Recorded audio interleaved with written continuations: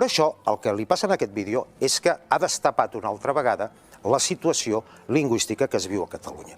I la situació lingüística que es viu a Catalunya és que hi ha una part molt important de la població espanyola que la llengua catalana la veu com una anomalia.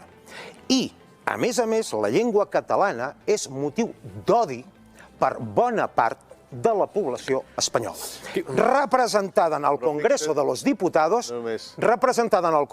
Diputados, per un 70% de forces polítiques, gairebé, que li riuen les gràcies amb aquest vídeo. De fet, aquest debat... De fet, aquest vídeo ha provocat que Ciutadans mateix digui que això ha de ser motiu per eliminar el seu.